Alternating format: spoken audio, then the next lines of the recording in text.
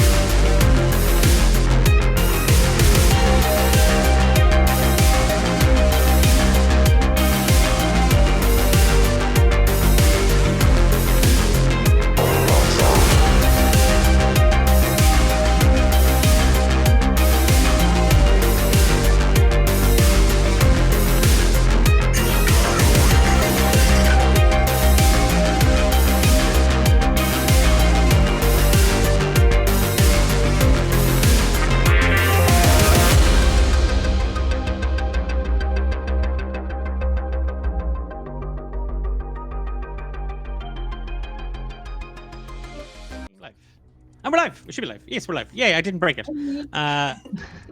Hello. Welcome along to a long overdue episode of March for Midnight. I am Declan, and I am your archivist for tonight.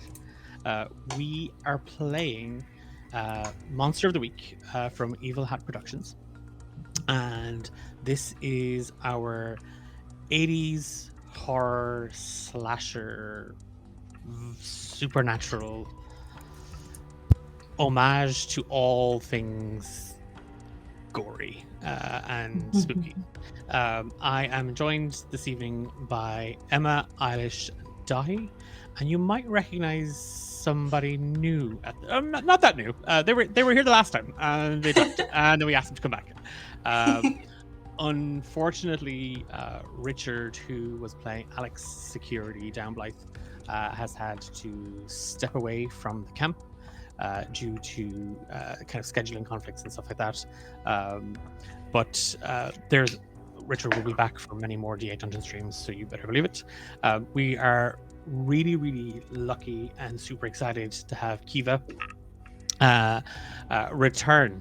Thankfully that whole sojourn around the lake and the weird tree didn't put them off. No. So, Kiva, welcome along. Thank you. And we're gonna, before we dive into kind of tonight's episode, Hungry Like the Wolf, we are going to give you a very quick recap of the last couple sessions as kind of just a quick reminder what happened. And friends of ours, one or two things from D8 Dungeon. Your audio's back. Sorry, I was going to say you blocked it for a second. It's my power cable. It's leaning on my space bar, and I think it's muting me. Was he silenced? Everything's precariously dangled around my desk right now. For some reason, this is here. I don't. I Please don't spread that on your computer. no, I didn't. I spread it near the computer though. Just getting it all a little clean down. But and then we're gonna dive straight into the game. So, Cool. Dahi, why don't you catch us up on Yes. what's happened so far? Yes. Well, we're still alive so far. We are 4 college students from Blackwood University. Blackwood. I was like Blackthorn? No. Blackwood University of varying different years. We are on a field trip to this lake to do various different things. And some spooky things have started happening. Nothing too crazy yet. However, 4 people that we know of have gone missing. And some of us know, some of us don't know. And that's it. Spooky stuff. And Alish, why don't you tell us about our friends? So we have some friends. We're lucky to call them friends. That sounded so We like have some we have friends. We have friends. We have Sorry, friends. we have friends. friends. We do have friends. We have each other. No. Mystery Dice Goblin are a UK-based TTRPG company who make all kinds of things for Dungeons and Dragons and other TTRPGs. They make dice trays, all kinds of accessories. And if you use the code D8, they will give you a little discount. And part of that discount will come back to us so that we can pay artists for character art, we can pay musicians for our theme songs, we can top up our equipment so that we have good quality stuff happening. And yeah, it's a win-win situation. You get lovely dice to bribe your DM with. And I still haven't gotten any. I'm just saying. It's in the mail. It's in the mail. All on Puss's fault, not Mystery Goblins. Slander. Anyway, so check them out and get yourself some sweet math rocks. Thanks, Alish. Before we start playing Mark for Midnight, I want to very quickly bring attention to some stuff that's happening around the D8 Dungeon parts. If you are listening to, or if you're about to learn of it for the first time, our podcast series, Romance of the Dungeon, we're actually in the process of migrating our podcast host. So it should all be done now. It should all be fixed. But if you listen to it on YouTube, or you listen to it on Amazon or Spotify, wherever it is, and you notice that the episodes aren't there or there's a bit of an issue, we would love if you took the time to just reach out to us. You can do that on social media. We are pretty much D8 Dungeon everywhere. But if for some reason or another you can't access the podcast where you used to, do let us know, either on our Discord or by email or on Blue Sky or Instagram, and we will try and get that rectified for you as quickly as possible.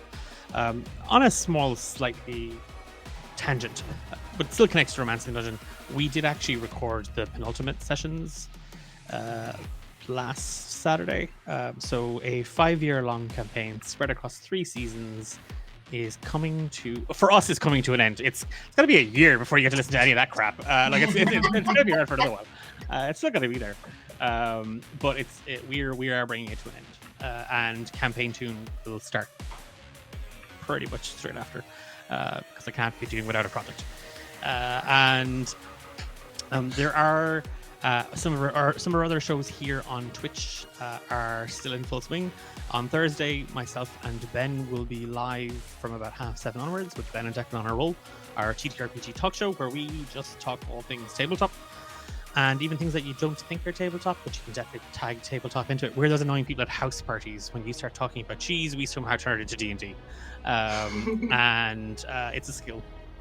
It's an annoying one, but it's a skill. Our other shows, Saving Grace, which is here every other Monday, is coming to an end. And watch this space, because there'll be something to fill it, no doubt.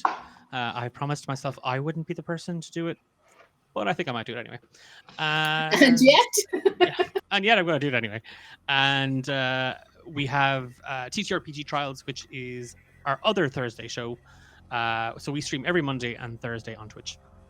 And the gang have finished their second playthrough of Goblin Errands, and it is, God, that was such a blast to watch, and it's such a fun little system. So they're going to be doing their final review and give their sort of their TTRPG judge verdicts as to how they felt the system went before they move on to the next one.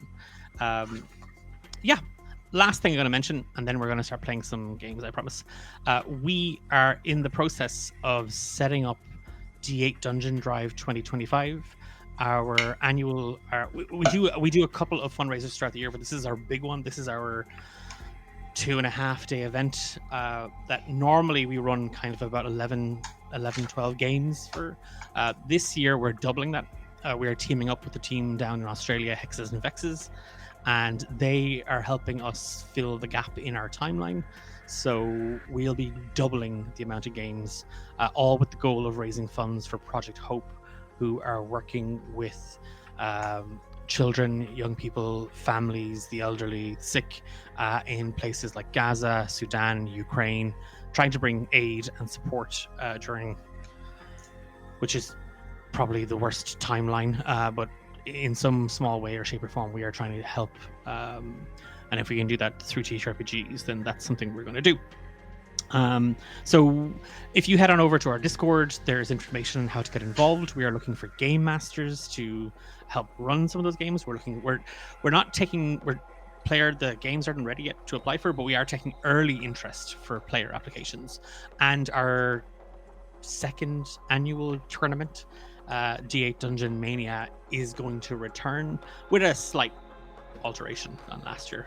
But it's back, and we are hoping to over the 29th, 30th, and 31st of August. I think it's a Friday to Sunday, the last weekend in August, effectively. We are hoping to raise. Our goal is 5,000, but I have a secret goal that I will be demonstrably upset about if we don't reach. But it's a secret goal from him. But we're looking to raise 5,000. Yeah, okay.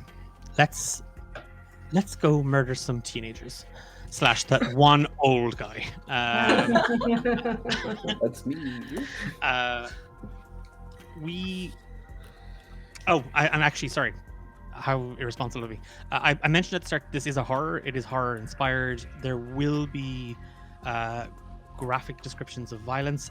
There may be mention of gore. I tend to look at the face of my players as I do gore stuff, and I know when to stop, because I also kind of gross myself out. So if horror is not your cup of tea, if supernatural stuff, psychological stuff is not your cup of tea, this probably isn't the game for you. Check out, actually none of this stuff is, because I do awful stuff to all my players all the time. Check out TTRPG Trials, that's lovely. And Random GMs, they're all available on YouTube. Or watch some Heartfire Tales or Emerald Collective or Sorcery and Shenanigans or Homebrew Quest. Lovely, wholesome people who do wholesome stuff. What's that like? Shut up, you. Give me a death if you throw any. Get back in the murder lake. No, it's not. Okay.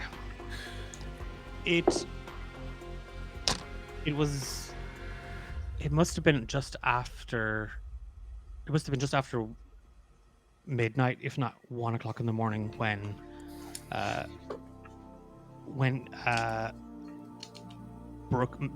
Maximus Brooks, Emily's boyfriend, just kind of lost the run of himself. You had returned, Morgan, Annie, and Norman, earlier that day with Alex, from one of the kind of the excursions. You had spent the day kind of doing a historical land usage survey, kind of like looking for kind of key sites or spaces where Lake Pineview, the surrounding hills, could have been used by settlers, by indigenous folk. Any real trace of sort of social environmental change, and kind of the kind of logging that evolution of the usage of this space right up to the modern era. And there's a lot of stuff here from like the 70s and 60s when Lake Pineview was some sort of resort. You see kind of there's a disused wooden pier, all those bits and pieces. The further back you went looking for stuff, there was definitely stuff to do with the mines. There may have been some indigenous activity, indigenous people local to this area at some point, but evidence of that was kind of few and far between. When you returned that evening, as did the other groups alongside some of the faculty, thanks Zul, I think I've it turned down another bit, but if it's still too loud, let me know. There was a bit of a kind of where's Emily's group? Where's Emily, Cal, Eric, and Vanessa? A few people, including Max, slipped out to kind of have a look. But it started to get dark. And then people started to worry, started to panic. And Berkowitz, alongside his assistants, Vanessa and Stephen, kind of took control of the situation, tried to assure everybody food was passed around. There was talk of trying to contact local law enforcement on a radio, but deposits in the mines are kind of interfering with the radio signal, and it's not clear whether or not your communications are getting through. You're not getting any responses back. All this met protests from Max in particular, but other friends of Emily's and Cal's, including Mike. A quick scan of the surrounding areas revealed no trace of anybody. Then, as midnight struck and we went well into the night, there was a bit of a commotion as Max kind of left camp looking for Emily, unable to take the weight any longer, or waiting for first light, set off. Now there's potentially 5 people missing. Berkowitz has asked the groups to torch in hand, take hand, and begin searching the area. Morgan, Annie, and Norman. Alex in tow. Where are you heading? What are you doing? What time of day did you say it was? It's probably 2 a.m. Right. We're out searching now. Yes. Yeah. Okay. I guess Norman's instinct would be to check where we last were with Alex. We're searching for Alex, correct? Or yeah. No, Alex is with you. You're looking. Oh, sorry. Max is the one that left. Max is the one that burst out of the camp, looking like unable to wait for Emily and them to come back, or to wait for first light. I guess. Do we know what their group was doing during the day? Does anybody told us that? Like, what was their last task? Sorry. No, yeah. Vanessa is kind of off to one side talking to Dr. Berkowitz. She's been the one kind of handing out itineraries and kind of documenting, like you've been handing back kind of your research findings to her. Yeah, I guess I'll talk to her and ask her what their last task was. I mean, I guess everybody's going to be a little tired, a little bit frazzled. I know it's 2 a.m., but like we want to know the best possible place to search for these people. So I guess Norman heads up to Vanessa and is just kind of like, Vanessa, do you mind if can I just ask you something? And she's wearing kind of a heavy duffel coat, and she pulls it up to herself. And Dr. Berkowitz kind of just looks up at you, Norman, and he kind of just nods his head, and then he kind of Vanessa. You see him kind of go off, and he starts talking to Stephen and Dr. Kassim, Professor Kassim. Look, I know it's late and stressful right now, but these kids, you had their itineraries, right? Like, where was the last place they were? I'm going to be honest with you, Norman. I've gone over the lists, and I'm pretty sure they were doing the aquatic ecosystem survey. I Okay. think they were down by the lake, but I also think they may have been looking at some of the uh, old prospector markings, trying to take copies of those. I think they were trying to double up on the workload. Okay. Well, we were up there, and well, they could have gone after us, I guess. Look, Vanessa, it's very stressful right now. Take a seat. Try to calm yourself. Um, I'll take a look by the lake with some people. I'll bring some people with me. We'll try and stay safe. Just he's just kind of like doesn't really know what else to say to her. He's trying to console this woman, but doesn't really know how. As she's nodding, like it's that like she's just it's again she's kind of in autopilot mode. It's just she's just Yeah. nodding the whole time, and there's just a lot of yeah.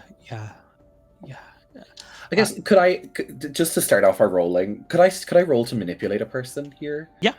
I guess I would like to ask her to just get herself a little cup of hot cocoa and just breathe and just because Yeah. she's a smart person and she'd be better if she was collected. Ooh, that's an 11. So she like as you kind of suggest that like it's not even a you should calm down. It's Yeah. more of a just kind of collect yourself and Yeah.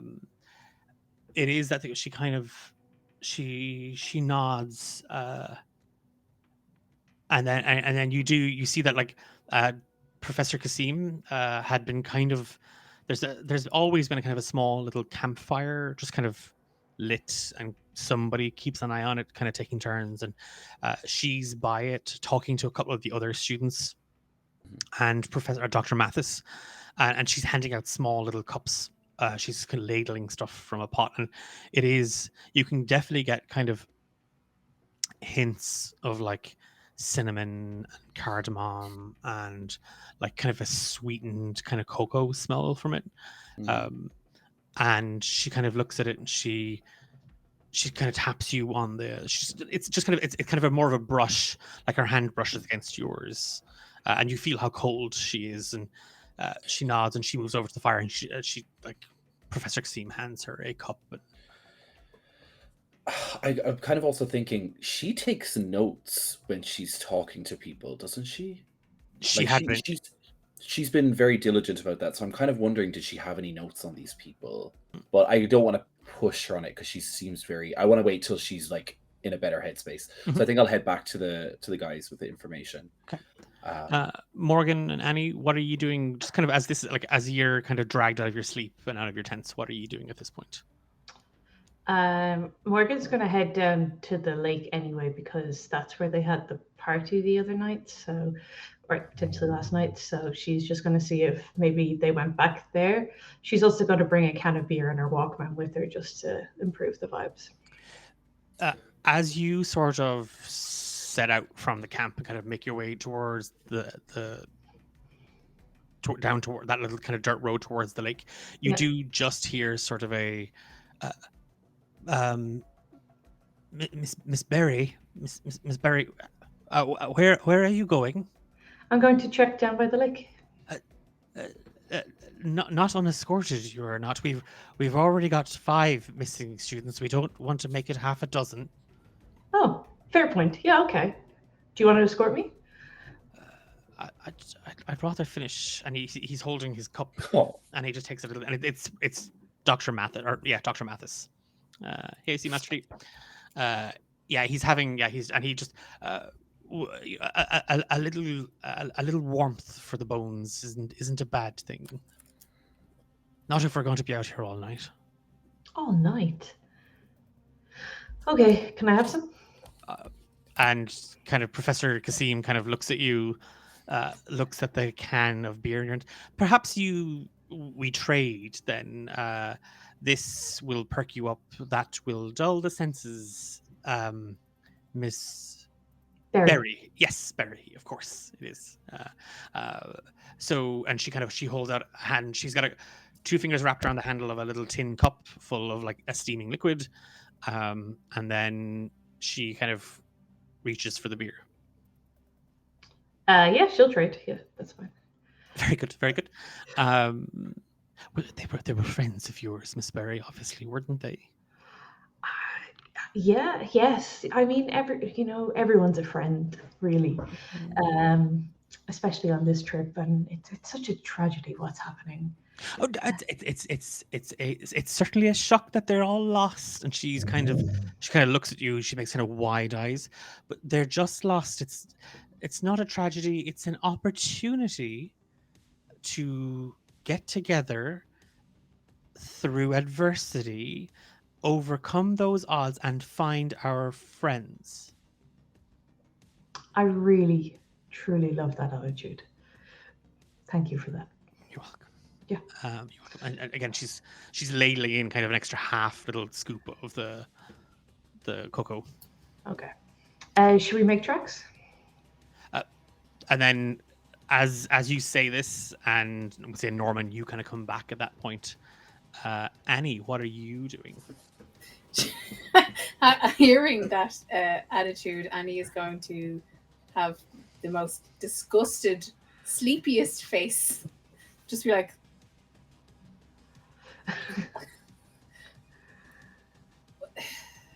where are we going?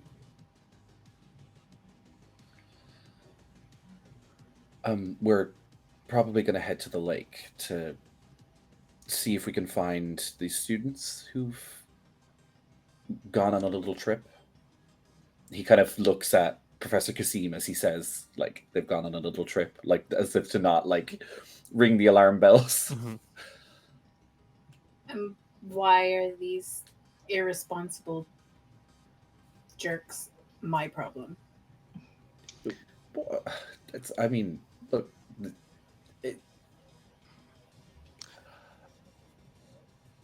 I don't know.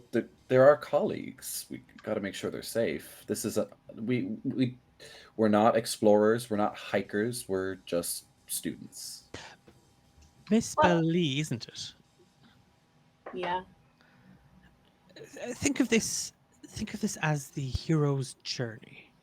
In those books that you read, this is perhaps the quest that your heroine undertakes, albeit a little unwillingly, and she kind of gestures a cup towards you.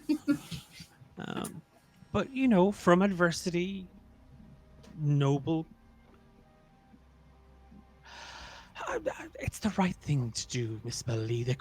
Someone could be hurt, somebody could be injured.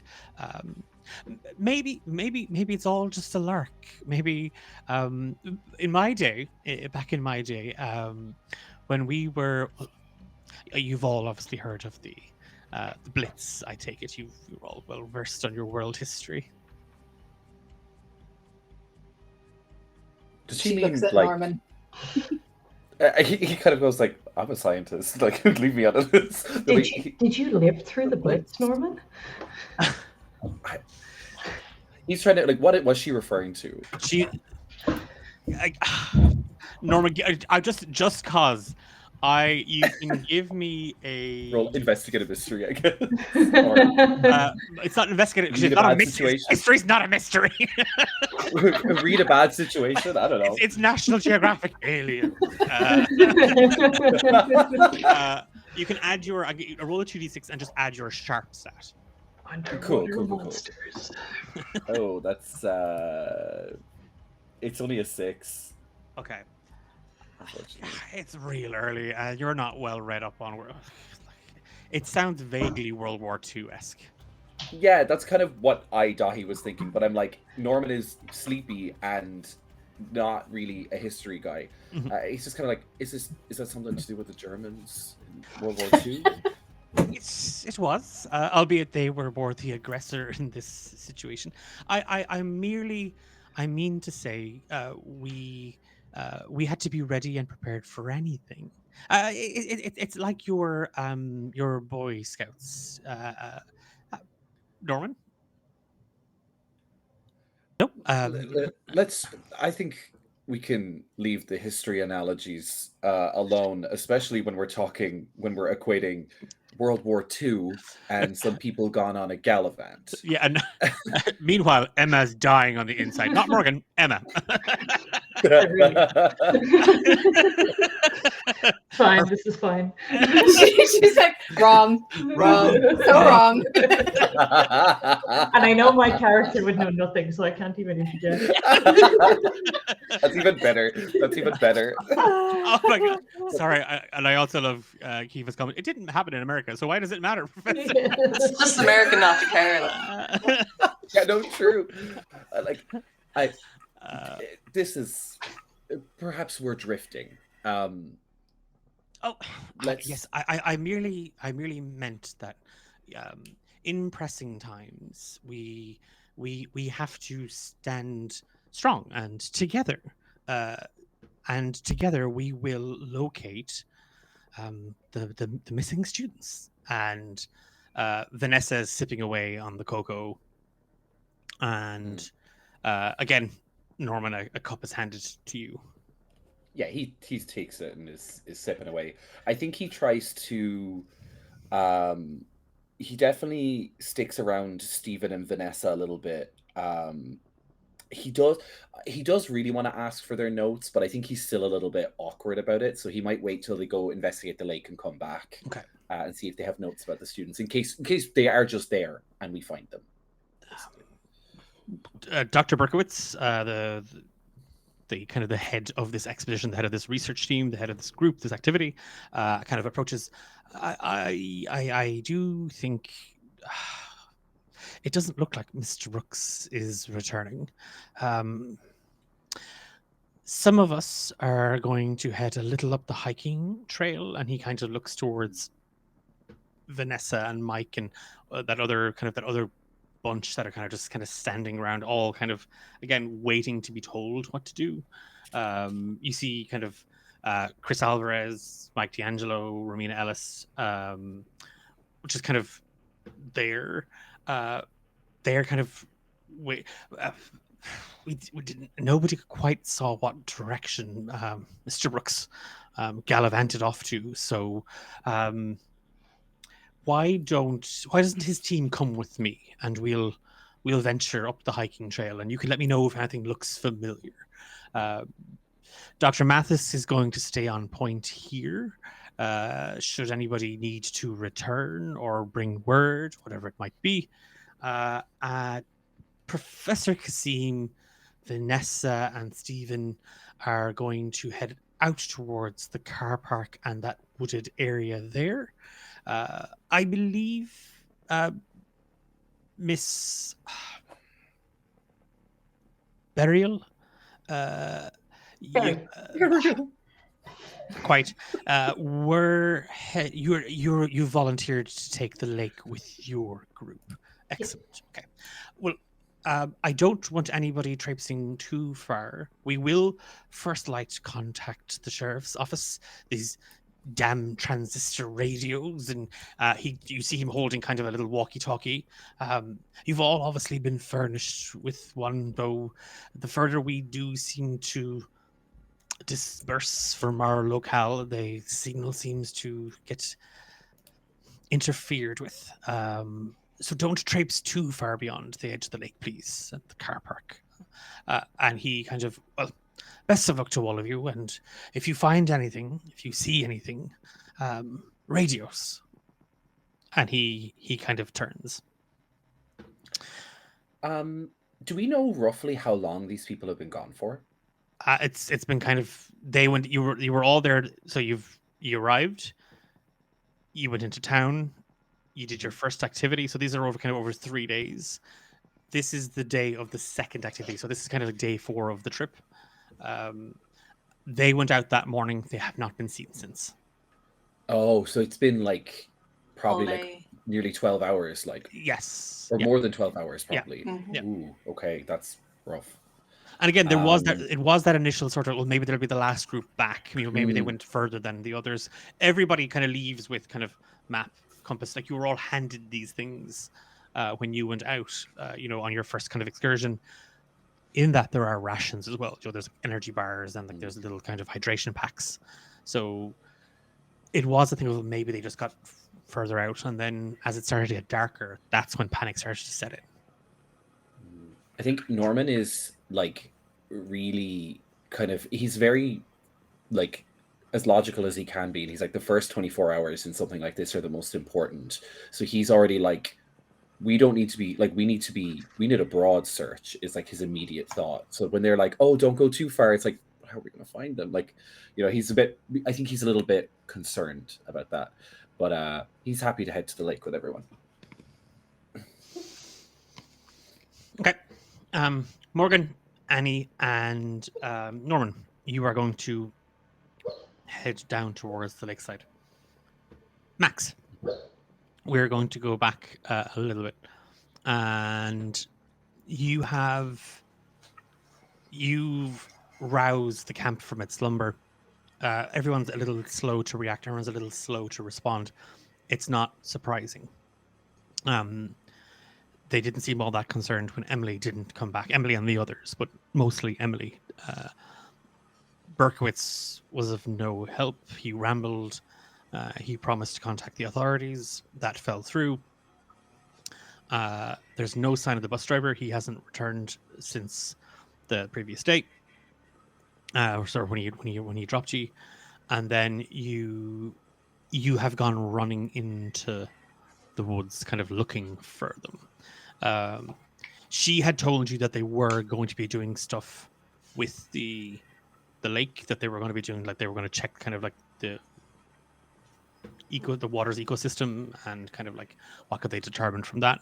And it's one of those things as you ran out of the camp towards the lake, you have kind of found yourself now kind of wandering the tree line a little bit. Mm-hmm. Okay. What's going through Max's head at this moment? I think Max is like at the point where his throat is feeling dry and hoarse from just screaming for Emily, because he got to the point where like no one else is here and it doesn't seem like anyone could hear him anyway, so he's just been like calling her name for the past couple of hours. He's got one of those really heavy 80s flashlights, I think, and he's just thinking about like the last time he saw her. Like he didn't even say goodbye properly because they've been kind of arguing on and off. So like she blew him a kiss and he just sort of like shrugged it off, and watched her walk away down towards the lake. So yeah, a lot of regret, a lot of freaking out. You know, it's gotten to the point where he's just like in a dreamy state, because it's like there's no way this is real. There's no way this is happening, man. Like this is crazy. What does I know it's dark, but for the audience, what does Max look like? Max is so when I did a little character drawing for Max, and I ended up drawing very similar to kind of the bad boy off of the Breakfast Club, where it's like, but more frat boy. So we're thinking summer in the 80s. So it's cold now. He's got his Letterman jacket on. That's like the colors of Blackwood, whatever. And he got like crop top on. He got like denim shorts that are cut off shorts, not too short, but are like kind of mid thigh, very tan, very shorter hair. It's dark. It's just, pitch black, and just very tousled. He's trying to grow a beard. He tried to grow like a sideburny situation. It's not working out too well. But yeah, quite chiseled, kind of almost Italian features, I think. I will be committed. Every frat boy I make has to have crop top. It's just the law. Yeah. So he's a little bit chilly, I'd say, at this stage. But Eiley Cyrus is also very correct. It's guaranteed that he'll survive. Don't worry. And everybody started sporting crop tops when I confessed to that. You would have anyway. All men should be wearing them. All men. Norman takes a scissors to his shirt.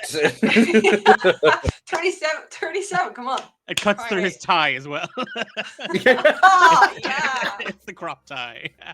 I have a little picture of him that I drew.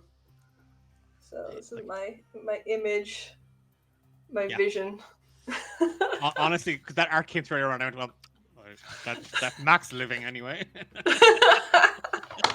Yeah, he was very fun to do this afternoon. Yeah, so kind of frat boy with kind of like broody vibes, you know. You can, Max, as you were kind of scouring kind of the lakeside, and it's I think like your throat is starting to hurt. Hmm. You can hear the sound of like the lake kind of lapping against the mud and the stony shore, but in that like as you hear your voice just kind of echo throughout the trees,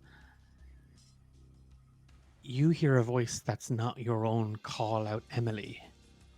You hear a voice just kind of like a croaky shriek, like an Emily, just sort of trace after yours. Oh, like an echo. So okay, and I spin around. Is it coming from the lake, from the woods? It seemed to be coming from kind of the trees and the woods beyond. I'm gonna shine my torch into the woods. And... Something moves very quickly. Just as you spin the light, something just moves, almost as if it sensed it. Something moves out of the light and just kind of dips behind a cluster of trees and stone.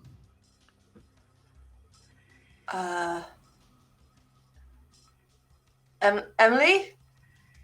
Babe?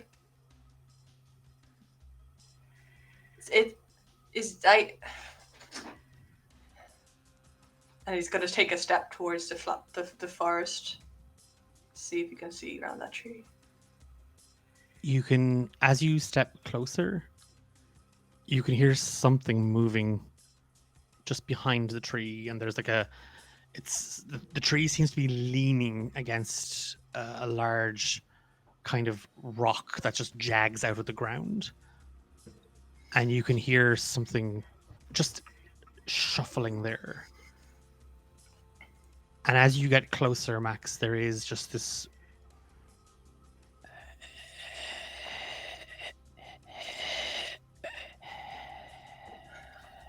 raspy breathing just holding itself there. I mean, you know, I'm a horror protagonist. I don't have any common sense, so I'm like, oh my god, what is this Emily? Did something happen to her? She's been out all day. Maybe she's hurt. Maybe she's not able to breathe. Maybe she got a punctured lung. It's gonna, but I'm still like, again, not a total idiot. So he's just gonna sort of start try to like edge around the tree, not close, shining the light, just like shuffling to try and see just behind the tree, but keeping like enough distance that if it's like a wild animal or something, he can leg it. Like, baby, is that you? Are you alright? As you crane your neck kind of around that tree, and again holding the flashlight kind of up, trying to get the light around, you can smell her before you see her, Max. And then there's this moment where you come face to face with this old woman. Her hair is matted with dirt, and her skin is kind of leathered, and she's incredibly sickly looking, and one of her eyes is a milky yellow, and you can just kind of, there's like a cut or a scar, there's like a line just over her eye, and she stands kind of, she stands haunched, kind of looking up at you, and you can smell her breath, and it smells like rotting food. You've had an infected tooth, her teeth are in a very bad way, as she kind of looks up at you, and there's a finger pointed at you, and it's gnarled. It looks like a twisted root, as she kind of points it up at you, and you see that the fingernail is long and cracked. You won't find Emily here. You won't find her here. No. Emily's in the cave. Emily, that's where you'll find her. Number 8. That's where you'll find her. Oh, But listen to me. Listen to me, 8. he's And scrabbling back. He's very like. she reaches up for you, like she's literally like she's reaching out. You see her left hand is missing her ring finger and her baby finger. As she reaches up and she goes to take your hands, and like she's kind of pawing at you, Max. You have to run, Max. You have to get away. You need to leave. The lake isn't safe, Max. They're watching you. They're watching all He's of like you. just They're counting down the time. like keeping her away. You like, can't. he's- You won't find her. It's too late. She's gone. She's gone, Max. She's Yeah, gone. he's Um, gonna just rip off, like push her off, like getting more and more freaked out, and just take off the opposite direction to whatever. Give me a is kick up. some. Yeah, are you kicking her ass? Or are you acting under pressure? I'm just kicking her off, or like. Okay, that's you know, that's kicking her ass. I guess, yeah. I'm not intending to hurt her. I Yeah, just I don't get want you, her but it's to you want me. just shove her away. Yeah, so that's a roll plus your tough. Okay. That's 8 plus. Plus what again? Strength is Plus your tough. Yeah. tough. That is 10. So in this case, you get to kind of choose. Like you're going to definitely do this, which is kind of push her away, but you can shove her back. Like you are going to clear distance. I just. Yeah. Yeah. I just sort of pictured her like totally like grabbing onto him like in the way that she would probably be Yes. like, listen to me, and then he's just fucking. He's Yeah. big, like he's a big young man, like just fucking throw her down and Yeah. just take off. And she weighs nothing. Like it's like Yeah. she's a tiny little wisp of a thing as you shove her, and so it's not only a case of do you break out of her kind of her grabbing at you, but you do manage to actually knock her back and she falls as you run, Max, Yeah. kind of in that opposite direction. The 13th hour, Max. Beware the 13th hour. And you He's- just take off Yeah, running. fucking. At this point, Morgan, Annie, and Norman, you can just see a flashlight just flailing through the woods, kind of toward, like in the direction of the lake, but kind of to the east of it. Should we check that out? I think we probably should. Oh, good. They're having a rave. Oh, fun. And I think Norman is a little like not sure what to think about Annie right now. She It's a bit is so mad. you've that muted she yourself, is Annie. No, I can hear. we No, can I hear. can't. I can't. Oh, great. Well, I'll just make it up Oh, as we no. go along. Look at the captions. Twitch, can you hear Eilish, i.e. Annie? Nope. This sounds that was very Dora the Explorer of me. I'm so sorry. Hey, can you hear? But hang on. I'm just gonna do this. Irish, can you hear Declan? Yeah. Oh, he's Yes. gone. Oh, yay! Let's find the monster really quick. We're free, guys. Okay, and so we all And win. see, live. That's it. We all live because we all have crop tops. That means we all live. So- Yeah. No, he's back. He's Everyone back. get a crop top and a happy trail, and we're ready to go.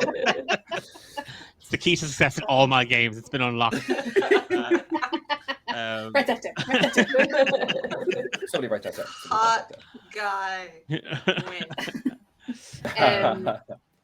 Win. She's just extremely guess. pissed off that she has been woken up to look for people that she knows don't like her and would not do the same for her. Fair. I would. I guess I guess we take off. We kind of Norman's going to take off in a little bit of a jog to try and get to this light because is it moving away from us? No, it seems to be coming towards you, and it's moving very, very fast. Okay, cool. We'll move mosey on over. Well, Norman's moseying on over. Yes, where would Max end up kind of crashing into them? Like on the lake? Just further Just down kind the of- lake, sure. Yes, just sort of where the lake meets the woods, away from that small kind of. There is a little wooden pier that goes out into the lake. That is it's maintained even on it, but that's where you're going to come. You come crashing out of Max, into the path of Morgan, Annie, and Norman. Whoa. He's just gonna like barrel base just into the crew and then just like look at them wide-eyed. Whoa. And just panting, he's sweating, his legs are kind of torn up from running through the brush. He's just gonna grab at the closest person. I guess fucking Norman. I hope it's Norman. Yeah, I think Norman is probably in head. Yeah. There's weird shit going on here, man. What the fuck?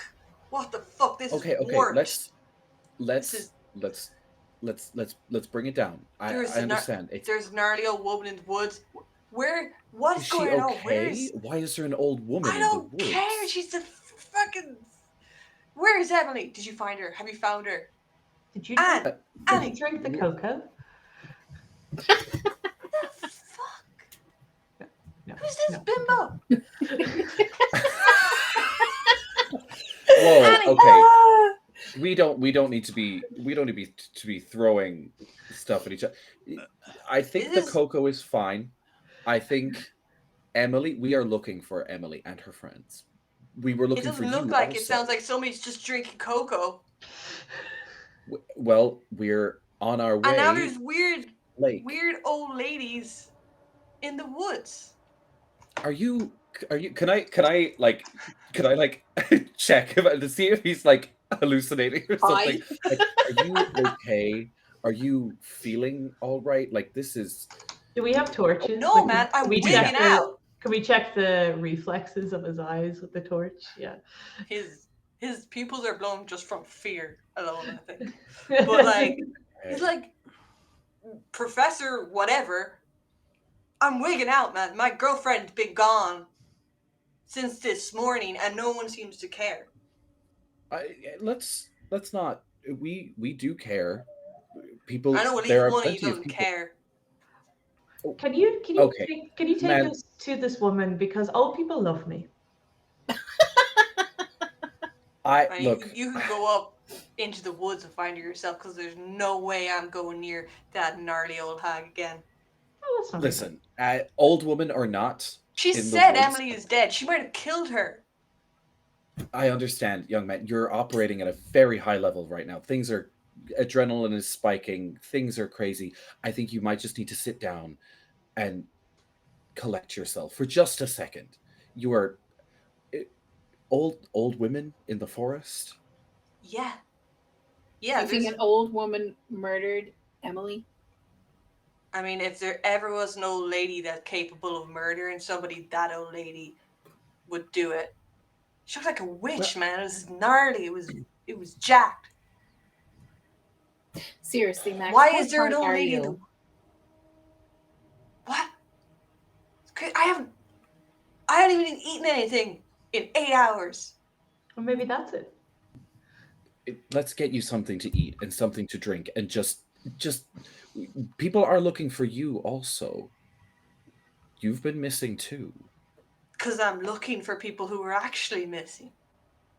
You know, Well, now everyone is looking for them. Good. Yeah, we are all looking for them.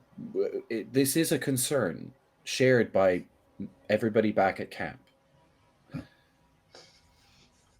And he does have a pointed look at Annie there when he says She snorts everyone. under her breath.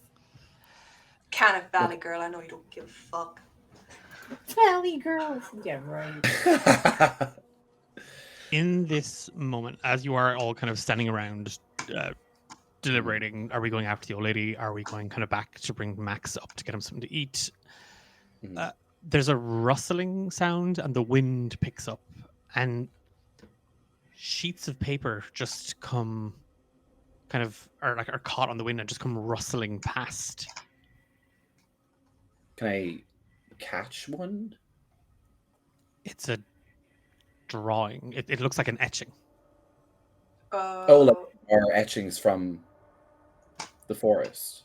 Yes, but Like our this etchings hasn't been forest. this hasn't been scratched. This has been drawn. But they look like the etchings. It's like someone sketched the etching rather than just rubber traced it. Can I see where they're coming from? Can I guess There's a investigate again. It all kind of came like as the wind picked up. The wind howled Okay. through the trees from the woods and across the lake. Well, So I think Norman is going to pull out some trail mix and like a little protein bar or like a bar, like some sort of like a little like snack to hand to Max. And it's just like, you need to eat something first. And we are going to help you find Emily. Well, I am. I am. He hands you some food. I don't want your grody ass fucking Nature Valley bar, Professor. One, You're the librarian. I'm not a professor. Librarian. Two, you can starve and not find your girlfriend, or you can be full and have a better chance to find her. Snatch that. Great, fine. I'll eat the valley bar. He's just kind of like fucking kids. Ugh. Right. These drawings, we were taking them, but these don't look. These are. and there's lots. There's like some have fallen into the lake. Some are kind of like scattered across the ground. Some are still kind of caught up in the wind. Yeah. Are they the I'm same looking ones through. that? Sorry. No, I was going to say I'm looking through them. Like, Yeah, same. do I notice anything like out of the ordinary between them? Like, what are they drawn with? Is it like charcoal? Is it, something else? So it is. It's interesting, Norman, as you're trying to kind of, we'll say, calm Max a little bit and kind of get him settled. Annie and Morgan, as you scramble to kind of grab a few of these other pieces of paper, again, all the sheets are in the same size. Like it's not like it's a bunch of A4s or a bunch of A3s. There's a mishmash, and again, some are charcoal, and you do recognize Annie. You like, oh, we found that. Like it's a horseshoe. We found that etching. But Morgan, you reach for one that's kind of blown into the lake, and as you kind of pull it out, and it's heavy and it's wet. It's a sketch. It's a pencil sketch of Max. Ugh. Oh, those are Emily's drawing. She's going to bring it back to the group and just say, "Hey, this one looks like you." That's I think Emily drew that on the way here. Can we see? We didn't see where they came from. They just kind of happened upon us. They just blew out of the on the wind. He's gonna desperately start gathering all of the pages he can. Can I attempt and investigate a mystery roll here? Yeah. To figure some things out. Because Norman is like something like there has to be something going on here. Oh, what's that? Plus sharp. Yeah. That is a 9. So 7 to 9. Hold 1, and one hold can be spent to ask the keeper one of the following questions. I think the question I want to ask is, what is being concealed here? Or what happened here? Actually, that's a better one. As you kind of look around for other like you see kind of Morgan, Max, Annie kind of collecting bits and pieces. Norman, you can kind of clearly identify that these came from not necessarily the woods, but kind of up along the shoreline. Like if you didn't go into the woods and you kind of kept that tree line up along kind of where the lake and it meets, they seem to have there's a cluster of them there. And as you kind of shine the torch, you can see footprints. You can see 4 sets of footprints in kind of the muck, leading away from the lake towards, again, leading away from the camp down this direction. Did it look like a similar direction to the way Max came from? Well, no, Max came at kind of at an angle. So, but like again, in that sort of Okay. like maybe it's that's these are all Yeah. these are all heading east, but this is Okay. yeah. So, I think some of your friends might have gone that way at some point today. And I didn't point to see the I flash my flashlight onto the dirt tracks. Okay. I'm just trying to see would because I feel like Max has been up and down like the lake a while. Do you think he just missed it out of pure panic, or is this like something going on? Potentially in one of those sort of not with the clearest of minds. Yeah. Maybe not. Again, what obviously are tracks could also have been just muck and dirt, and Yeah. who knows. You were looking for a person. You weren't necessarily looking for footprints. You were just calling out Okay. to Emily. All right. Okay. Well, I guess we just follow these. Like maybe this could just be as simple as that. and let's take our time and look for any signs we can. I understand you're under a lot of duress right now, but we need to stay calm. Okay. He kind of like puts his hand on. He kind of like pats like your shoulder a little bit, and Norman is going to head into the tree line. That's everyone else. I'm gonna follow Norm. Okay.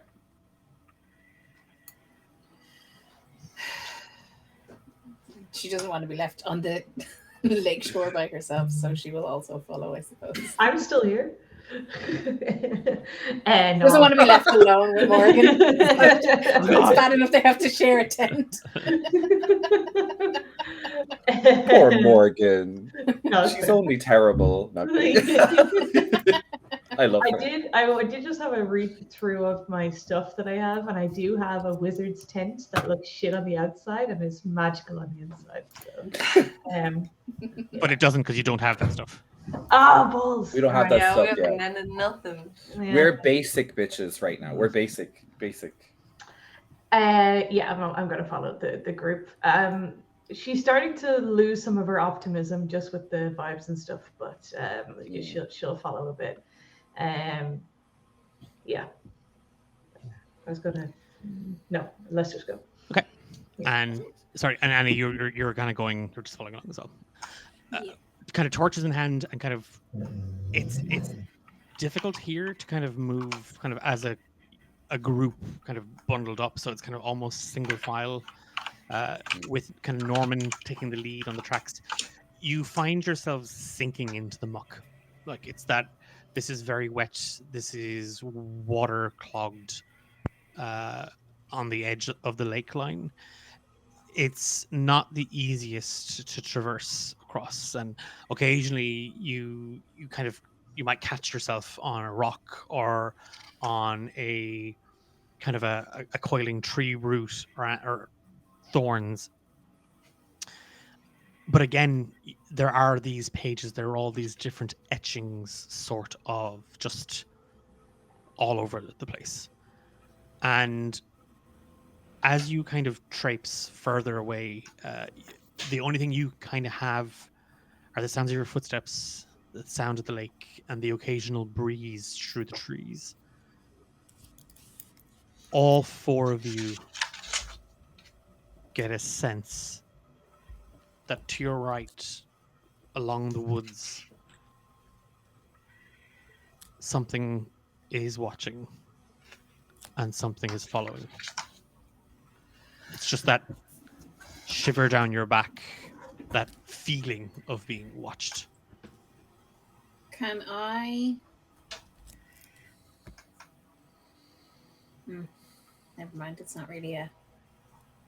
I was going to say, can I read a bad situation? But the questions aren't very helpful right now.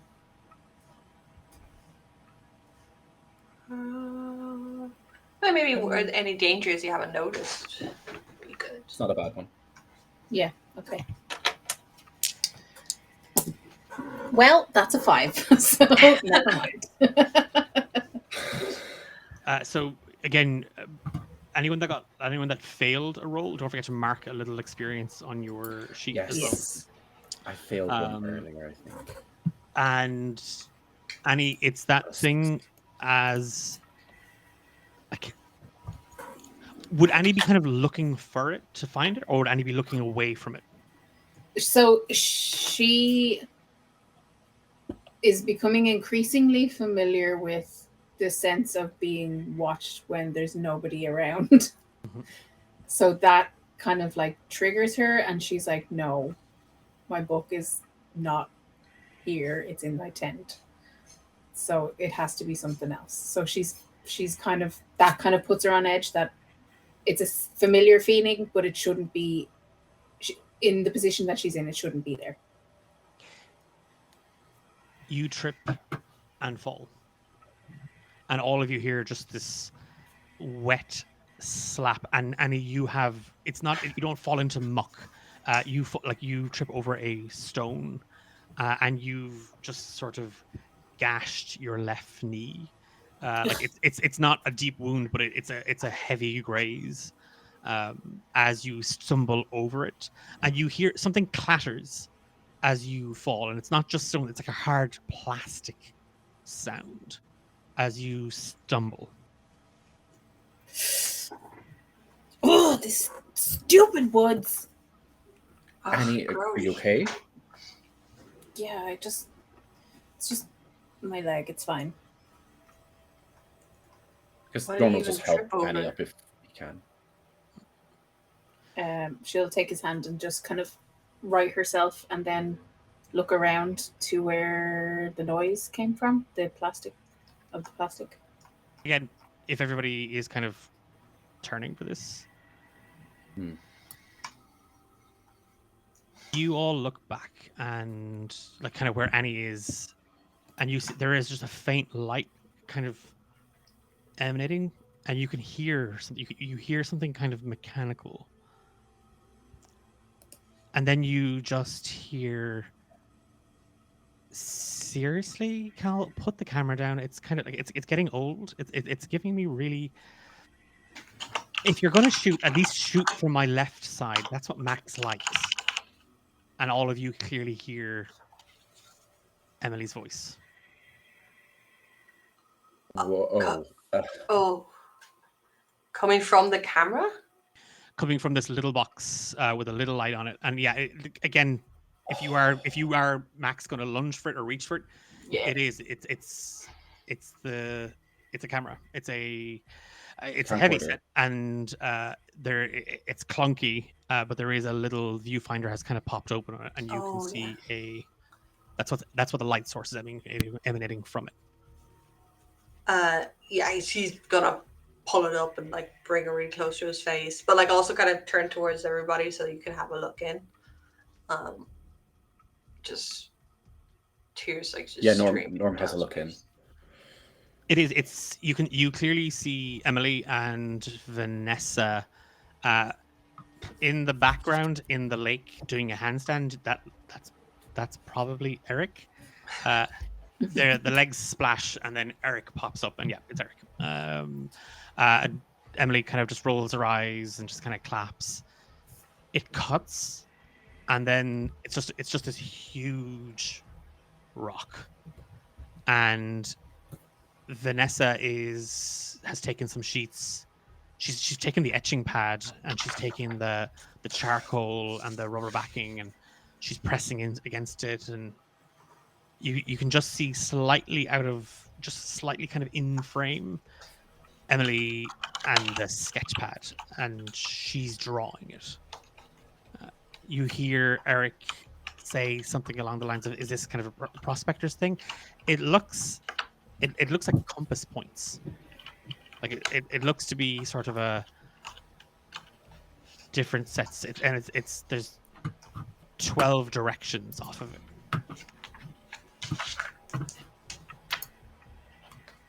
Camera cuts, And now they're moving back along the lake again, and Cal is saying something along the lines of just heading back, checking the other side of the camp, and then asking, can we go back for food at that point? It's going to get late. We shouldn't. The camera cuts,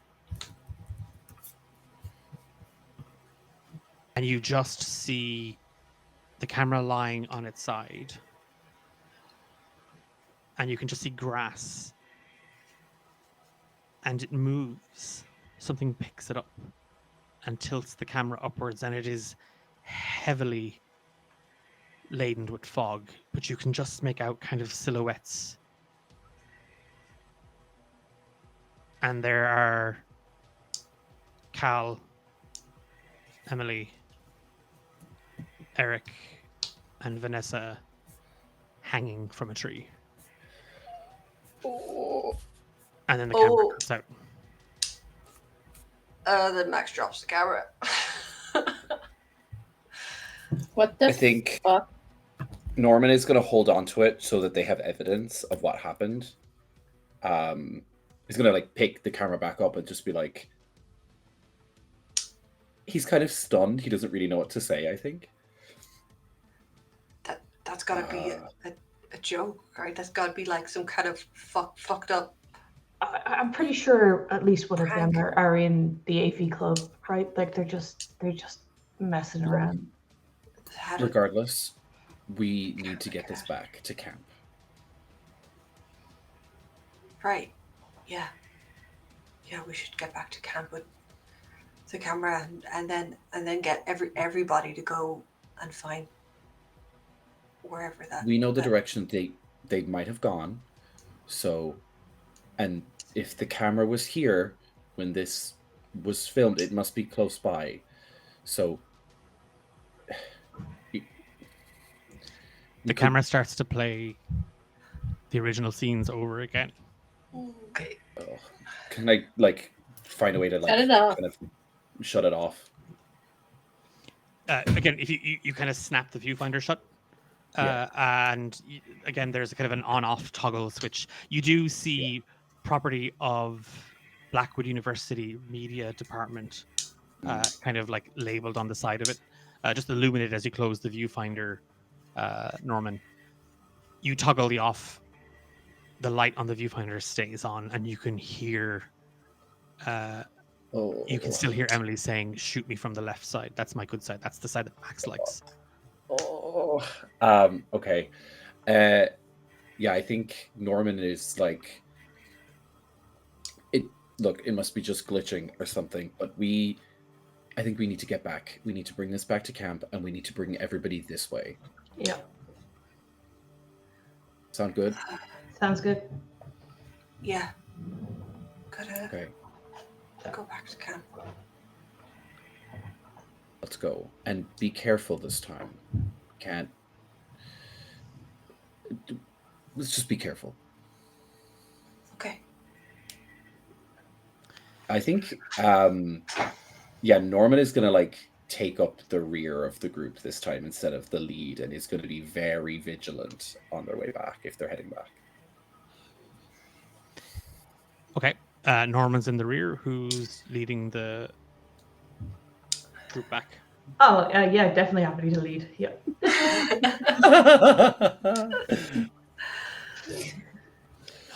And then Max and Annie kind of in the middle. Yeah, Max is like zonked out. He's just like, ooh, like he just saw his girlfriend hanging from a tree, The tape does not stop.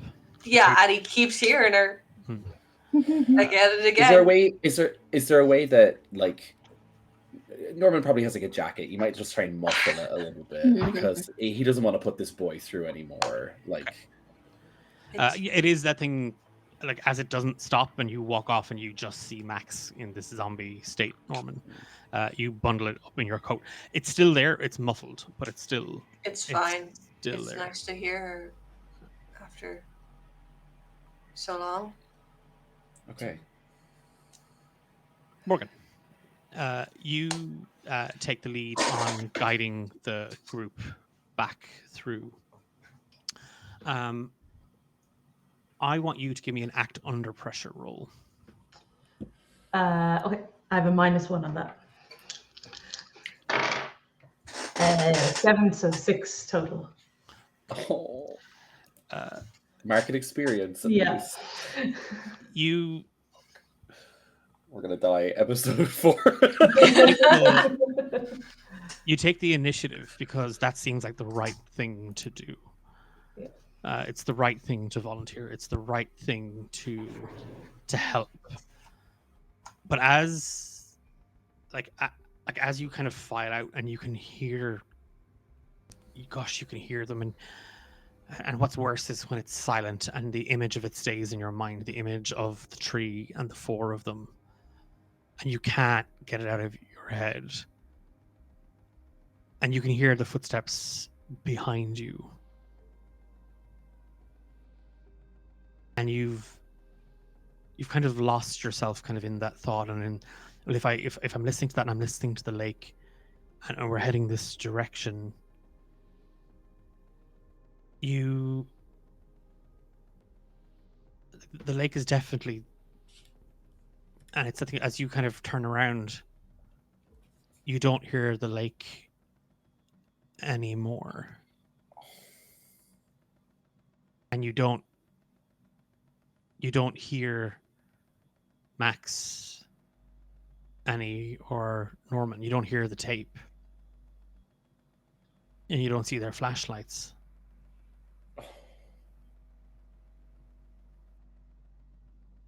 You're starting to feel a little sick. It's like it's a little woozy, a little warm, but it's cold. It's cold out. Like it's, and you can just see a light in the distance, kind of a good bit away from you, but there is a light in the distance. Can I see any of the other guys? No, they're all just completely gone. You don't see anybody. Shoot. Okay. She'll start really picking up her pace into like a sort of jog and head towards the light. You, again, it's that thing of like pick up the pace, set yourself, Morgan. Like you actually feel your stomach gurgling, like, and it's now that it's not just like a little bubble. This is a knot. This is a hard, sharp knot, as if someone reached into your belly and just twisted it, and it kind of cuts through you. And you clamber through the trees, and you make your way towards this light, and it's a fixed point. It's not moving. It's not a flashlight. It's not somebody coming at you. It's the light of the campfire. Surely that's, if because you kept in a straight line. You stayed in a straight line, and you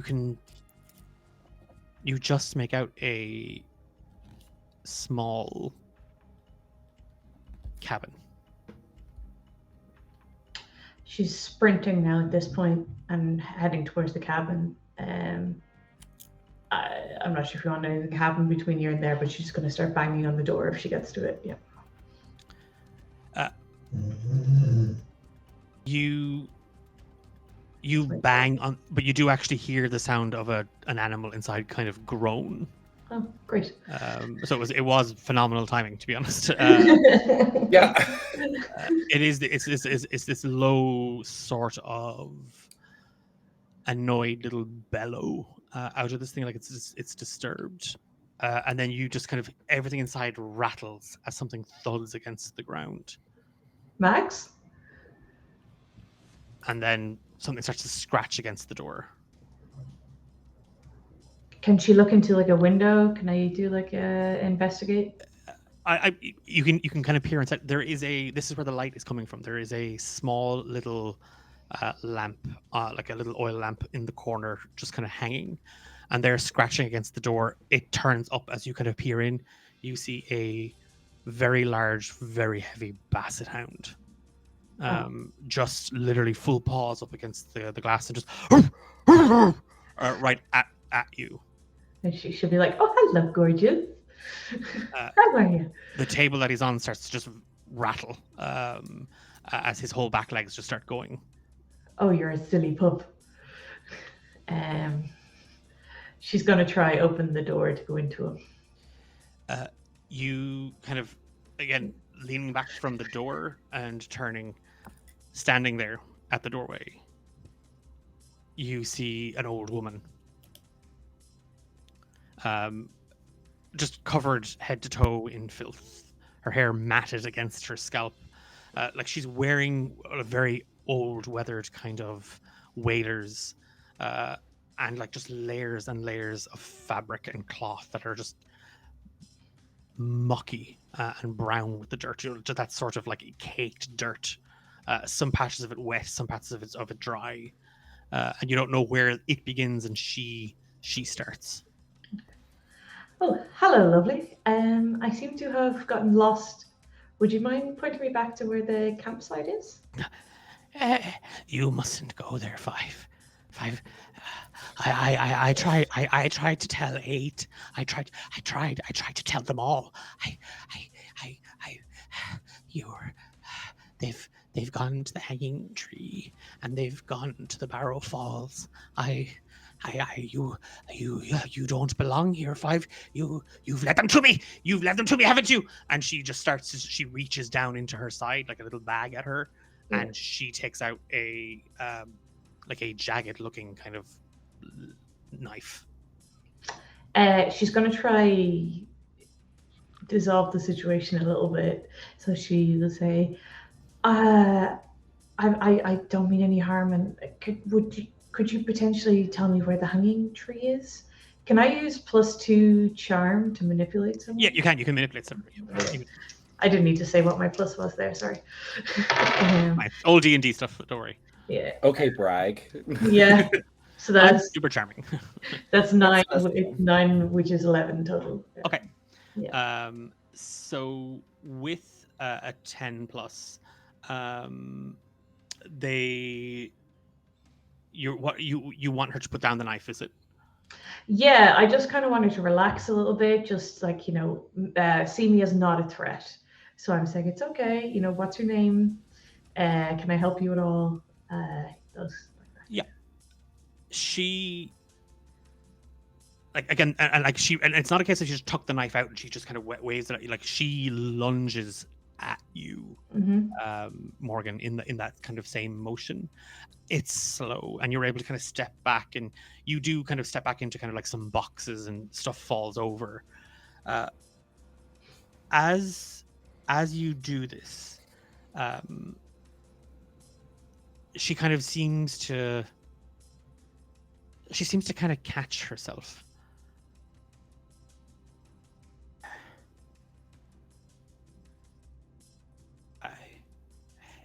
It's too late for them, Five. It's too late. You can't save any of them. You can't save them. But Five, if you go.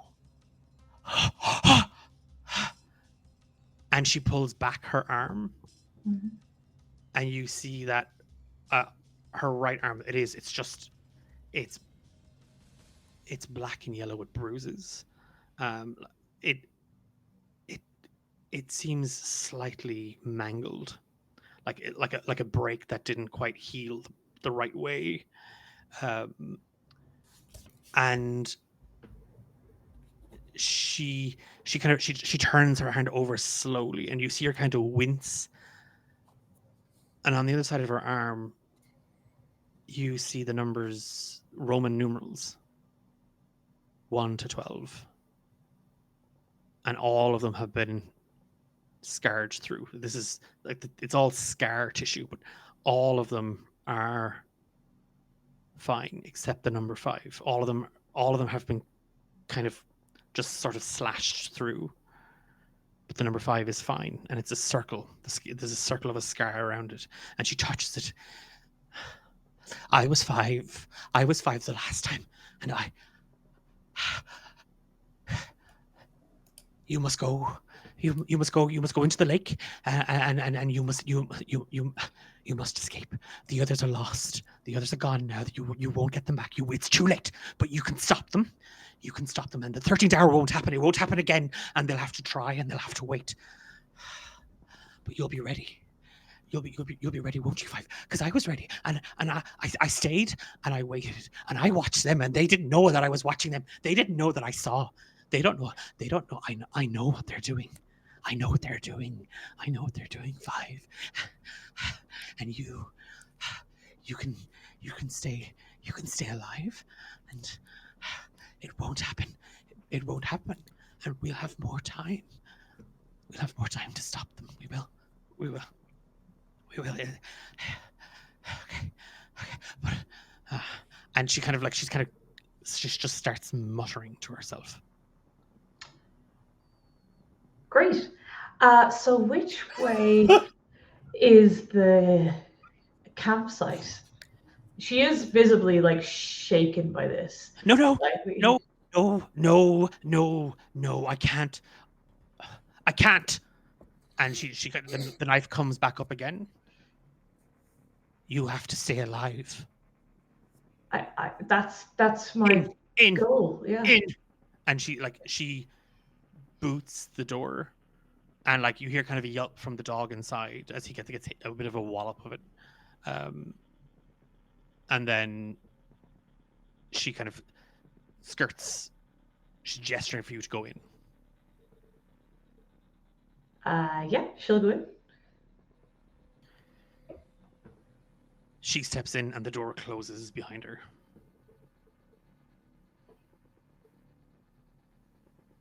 Can I try to open the door? She's standing. Oh, She's come in. She's standing in front of the door that she shut behind her, and it's you, the dog, and her. This is lovely. It is all matter of like reclaimed, reused, recycled material hanging from the roof. Like there's tin cans stacked in one corner. There's a bucket with a little wooden lid on it. There's a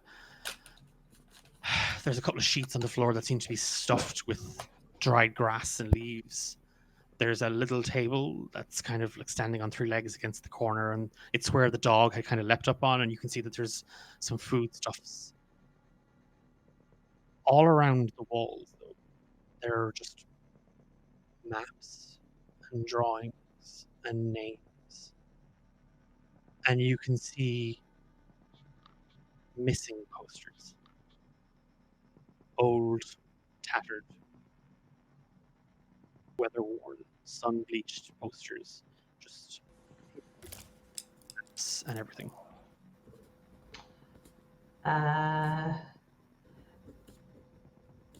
I didn't catch your name.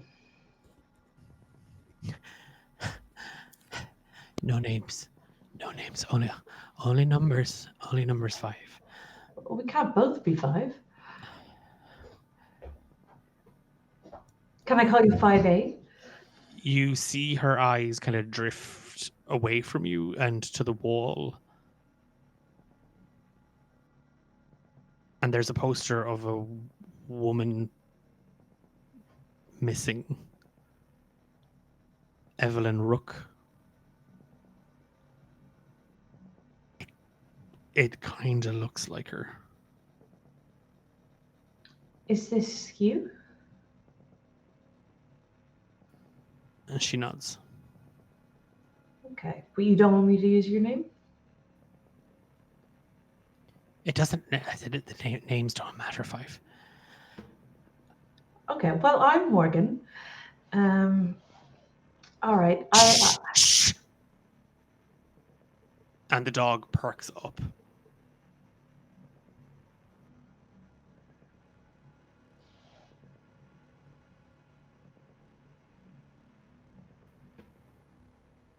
And you see her just reach behind her for the door. And all the while her eyes are on you.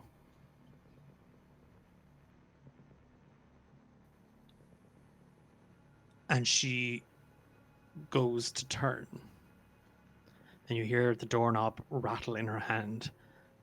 And the dog starts growling. And in emotion, Morgan, as she turns and you see the dog just sort of scarper towards her, the door bursts in. And 3 figures in red maroon robes rush. And she starts screaming and screeching and hollering.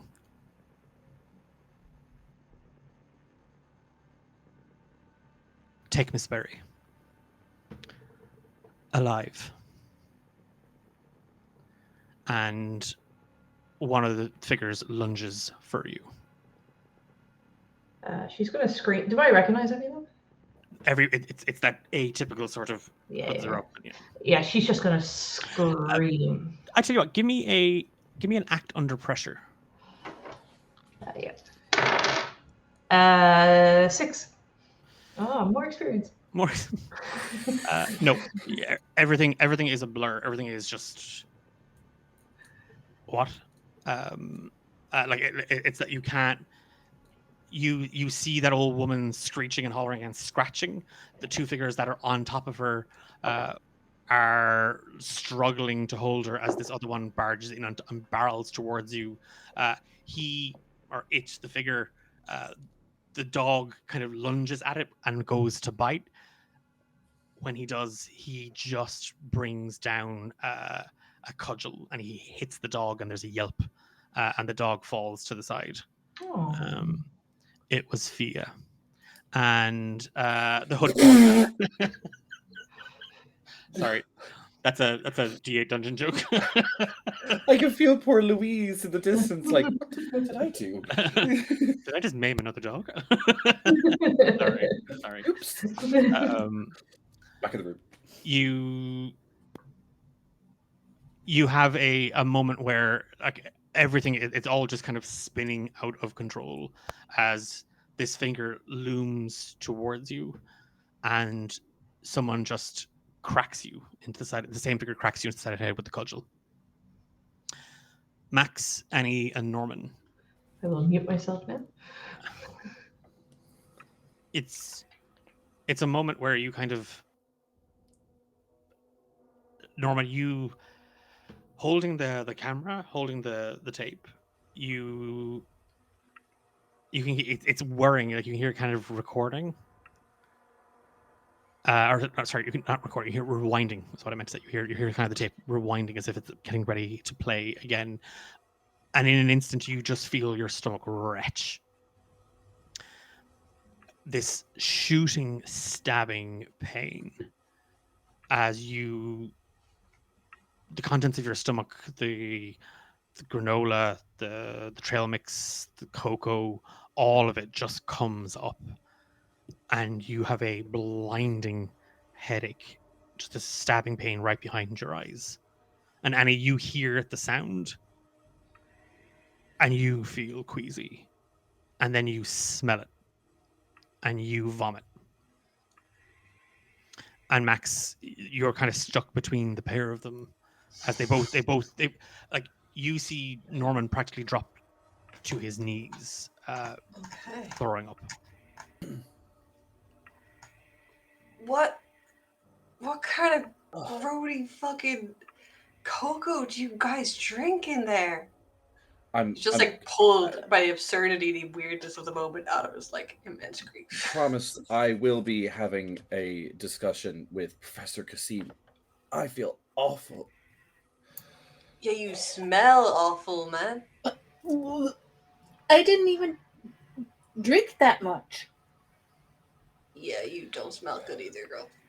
Am I able to stand? Yeah, it's just you feel it's nausea and like dizziness. Wait. What? Where's Morgan? She was shit. She was right here. Where the fuck is Morgan? Oh man. Ugh. Can we? Annie will start yelling for her. Can I attempt to act under pressure? Just kind of look for signs of where Morgan might have gone. Yeah. Okay. Plus cool. I don't think I get anything to cool. I'm not cool. Oh, but that is an 8 on the dice. What is my plus? Plus 0. 8. You've like it's that thing of as you kind of collect yourself.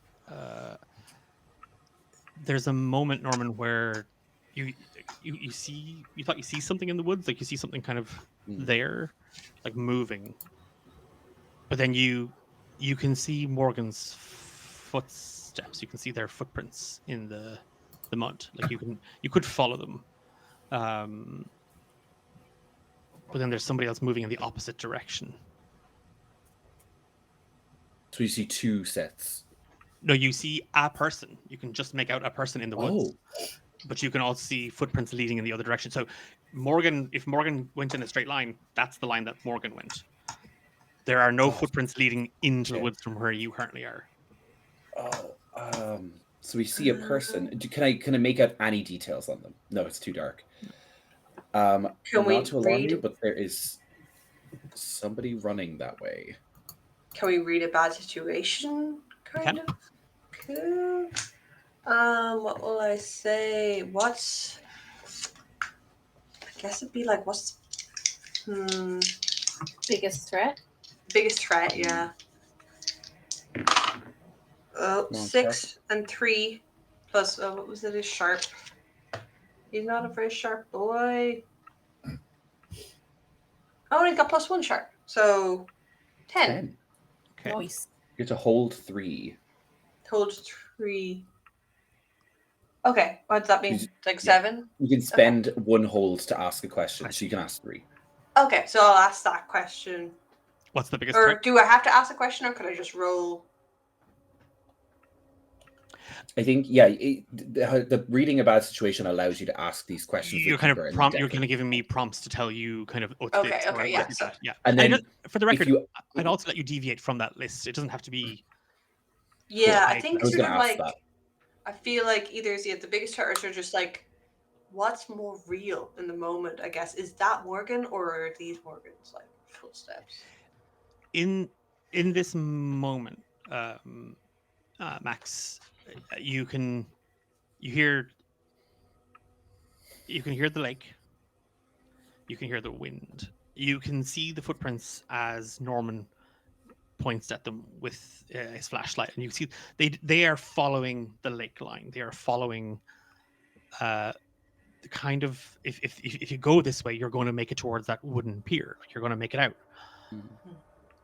And then you see the figure kind of in the distance, and the tape stops.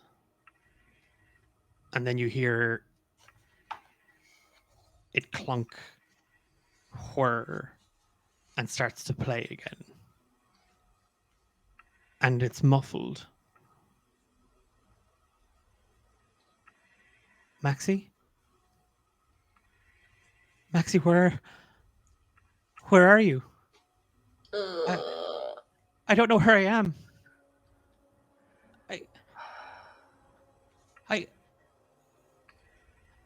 What's happening? Okay, and that's coming from the bundle in Norman's arms. From the camera. From the camera, yeah. And it's not connected to the body, like the person in the woods or anything. Okay, cool. I don't care about either of those things anymore. Because the camera's got my attention now, and I just kind of like tear it out of Norman's arm. And I'm going to look in the viewfinder to see like what is happening in there. It's very, very dark. Like as you're looking into the viewfinder, it's not. This isn't something that Cal recorded. You'd have seen it. It's rewound itself so many times. You can play it now in your own head. It's just dark, and then you can see shadows kind of on the wall as this orange light kind of flickers in and out, and then you hear rattling sounds, and the light gets closer, and you can hear Emily breathing. Max is like kind of lost hold of all reason now. He's just gonna shout at a camcorder before Wi-Fi or anything connected was ever invented. He's just gonna shout, be like, "Emily, baby, can you hear me? Where are you? What's happening?" And the viewfinder pans, and it's not a clean sort of move. It's kind of a drop, and you can just barely make out Emily in the shot. The camera seems to be looking at her, and she's chained. Her hands are up over her head, and her head's low, and you can just see her hair is just this tangled mess. And again, the light flickers, and it goes dark, and then the light gets very, very bright towards the viewfinder. Like it almost seems to get overexposed, and you can hear footsteps. And then the view snaps back, and it's completely overexposed, but you can just see a flash of red maroon fabric. This one's awake. Professor Kasim, what do we do? I knew that. And it just shuts out. That? Gagged and gooped. Ugh. Okay. I guess. I want to go after Morgan so bad, but I also want to get back to the bloody camp knowing this about Kasim. Camp isn't safe anymore. No, it's not. We need to find Morgan. I guess in character. Norman says, whatever's going on here, whatever Professor Kasim is up to, Morgan is not safe right now. We don't know where she is. She could have ran back to camp, which is going to put her in danger. But whoever that is also in danger.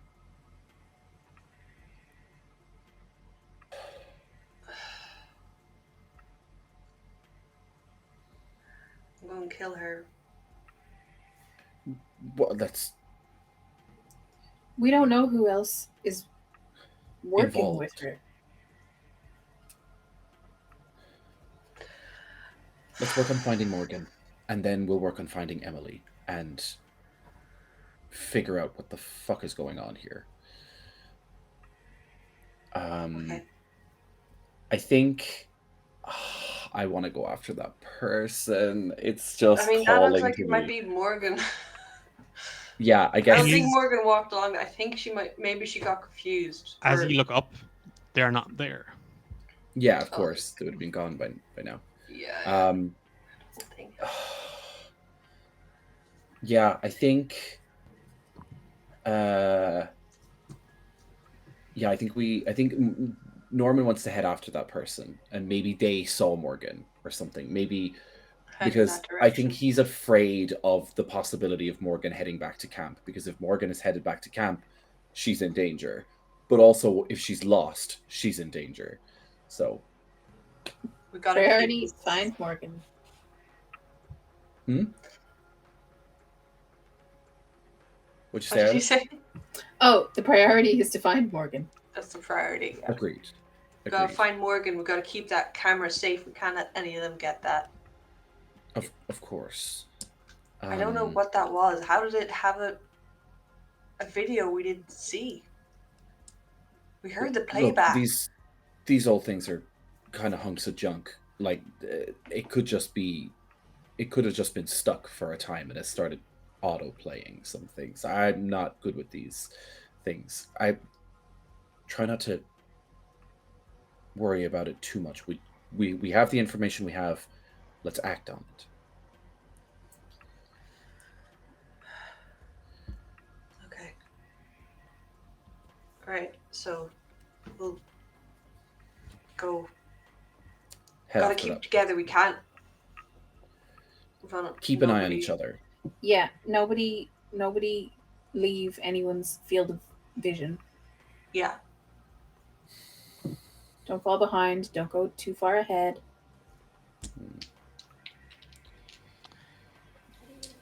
Do you guys think you got all that stuff out of your system? I hope so. Yeah, I think so. Awful. Oh Did Morgan God, drink was a she lot of it? poisoning the? Was she poisoning the camp? Oh my God. That's. That's the I first think thing she's given Norman. me. I think Norman fully vomits again, like out of stress and panic. I mean, barf it up, man. Just Yeah. get it out there. And he will, with disturbing ease, make herself vomit again. Just for good measure. Yeah. Can't be too careful.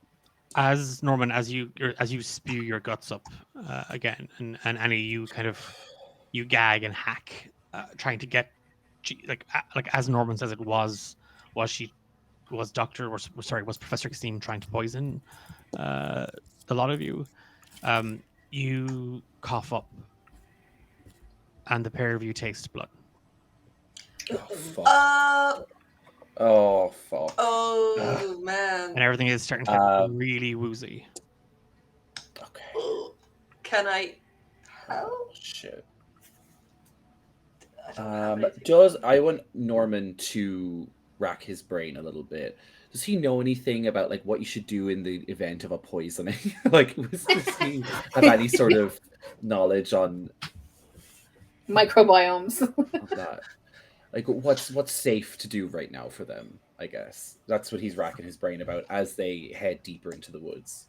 Again, like as you are kind of stumbling, and Max, you are keeping an eye on them. Norman, it's that thing of what do I do when it comes to poison, and it is that sort of that encyclopedia in your head kind of opening up and flicking through it. And you briefly read about poisons. It all depends. It all depends on what the actual poison was. So in some cases you could eat charcoal and expunge it, but that could screw up your other medication. That could screw up something else. In other cases, it's keep drinking water, trying to flush out of the system, but then you could accidentally take too much water and not know you've taken that on. So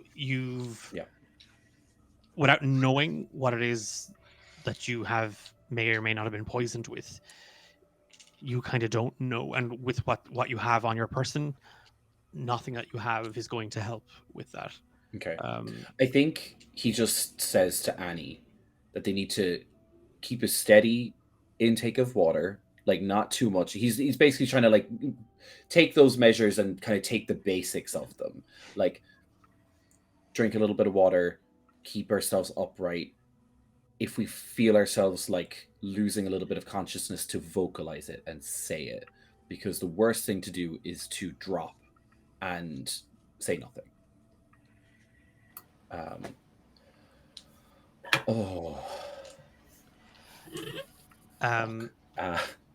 As you stumble forward, Norman, and you can see Annie in the distance, and you can see Max kind of reach out to give her a hand, and then Annie kind of just shove.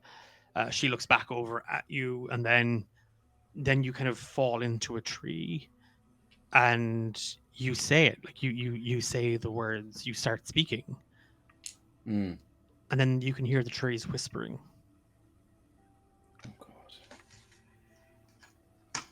It's going to be okay, Norman. You're fine. You're fine, Norman. Norman, put that down. Norman, your father will be home soon, and I've told you he doesn't like it when you're in his office. Please leave. I need to tidy things up. Mother, please, I'm fine. He won't mind. Just don't worry about it. He just fully starts saying this out loud. You feel like it again. You feel it spin. You feel like it's like someone just grabbed the world and spun it on its axis, and everything blurs. And as you stumble forward, somebody reaches out to grab you. Like somebody reaches out to kind of hold you up. And you just see a pair of hands draped in red maroon fabric. Oh, I think he just says out loud, "I'm falling unconscious." And they press a cloth to your mouth. Could I can't do anything in this situation. I can't like attempt. Nah, no. You're evil. You're evil. You're evil. Max, and Annie, you like as you are trying to help, there's something kind of catches your attention in the dirt, like you can just see it, like it looks. It's a piece of paper. It's a large, maybe A3 piece of paper. It's wet and muddy. She stoops to like get a closer look because I assume her like vision is still kind of blurry. So she's like, what is that? And Max, you just see kind of Annie kind of almost Annie, you think you're stooping down low, you're actually falling forward. Like it is that thing of like you are. He's gonna help her, like kind of try to grab her, steady her, see if he can see what she's trying to look at. And pick it up off the ground first. Yeah, she's gonna reach for it. It's a thicker piece of paper, like almost like cardstock, and as you open it, it's one of Emily's drawings, but it's a circle.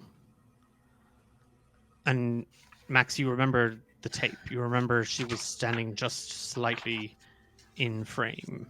She was drawing that thing on the rock, and you can see she's mapped out the directions of the compass.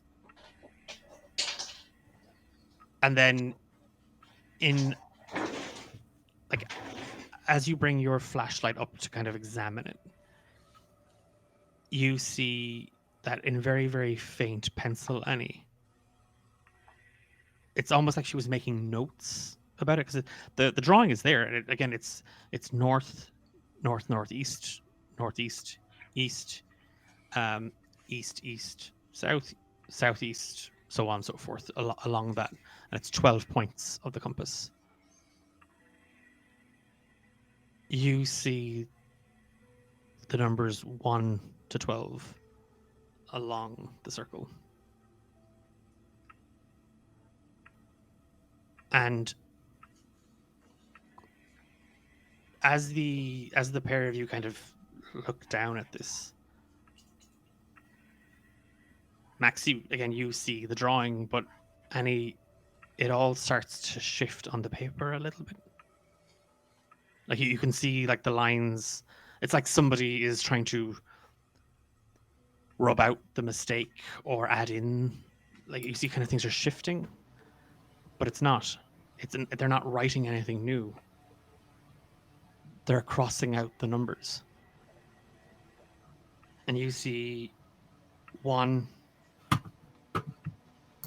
3, 4, 5, 6, 7, 9, 10, 11, and 12 blotted out with red ink. Only the numbers 2 and 8 remain. And you just see under the number 2, written in blood, "Don't turn around. Run."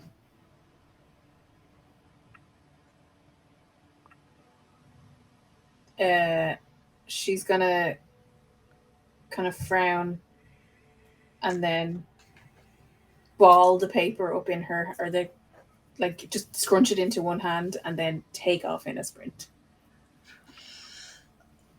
Like Max is gonna run after her. Like what? They need no prompting. Max, yeah, you just see Annie in her state, like she was staring at the drawing. Like it's one of Emily's, and obviously maybe she's pissed off. Maybe like you don't know, but she, without saying anything, she just balled it up and ran off. Yeah. And you start to give chase, and you see her kind of weaving in and out of the tree line, like she's at one stage you see her almost like clack her shoulder into kind of a sapling, and it looks like she's going to spill and fall, but she just keeps running. And in the distance you can just see a light on the hill, and she seems to be running in that direction, and you see her veer slowly to the right as if she's kind of moving toward that light up on the hill, and then she vanishes just kind of into the dark. And as you can hear her footsteps. She's just kind of, it's almost like she's gone around a bend or a cluster of trees or whatever it might be. You come spilling after her, and you slam into somebody. And a pair of hands reach for you. No. And press against your neck and your throat. Oh, I'm gonna fight them. I'm gonna kick ass. Give me a kick-ass roll. Be great. Be amazing. No. Kick ass is +2. I have 3 and 7. +2 is 9. Does this count as if you act on the answers, you get +1 ongoing while the information is relevant for the read about situation you did earlier? Just checking. No, not because it's not the Okay, cool. it's not the same thing. This is a Cool. We were reading kind of on the tape and the footsteps and everything else. But yeah, Max, you feel these hands kind of wrap around your throat and kind of press against you, and like your head is spinning. It's like you ran into a wall almost. And then instinctively, like it's that thing of like when you're out on the field, and if you run into sorry to any Americans, linebacker, I don't know, whatever defense is on American football, one of those things. A guy. Like you run into a guy, in another crop Check top. him every time. I'm not a good football player. But like, you have to hit harder, and instinctively you just feel your left hand clench, and you box them into the side of the head, and you catch them completely unawares. And as they come spilling off of you, the hood falls back from their head, and you see Stephen Landler, a PhD student, one of the assistants on the trip, struggle, and then immediately 2 more pairs of hands press against your shoulders, and you see Stephen kind of thrashing around, pick up something, stand over you with it, and he brings a rock down against your head, and everything goes black. I don't get any cushy fucking chloroform. You punched me, I punched the rock. Cushy chloroform is not a sentence that was on my bingo card for this year. You got any of that cushy chloroform? Annie, you can hear him behind you. You can hear Max kind of he's there, and Norman was behind them. So, and now you see the light, and you're close to the camp. And Norman said to get to the camp and to tell everybody, like to figure out what to do. That was the plan, because maybe Morgan made it back to the camp. Morgan made it back to the camp. That had to be right. And what did the note? The note said, "Don't look back." And then you hear this sickening crack behind you as you spill out of the tree line and onto that dirt road up the hill. Your lungs are burning. The muscles in your legs are burning as you clamber up over the edge of the hill and that dirt road towards the camp. And you don't see anybody. She will yell out, "Hello? Anyone?"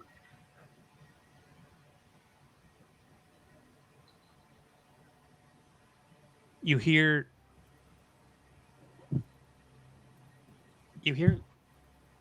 hear something coming from one of the tents, like a rustling sound. Is it my tent or just No, one of the tents? it's one of the nicer tents. It's Mathis. It was Dr. Mathis's tent. Dr. Mathis, are you in there? Hello? She'll like reach to lift the flap of the entrance. When you do, you see Dr. Berkowitz just standing over Dr. Mathis. And he has a short, pointed, sharp blade. The long, curved golden handle on it. And it's dripping with blood.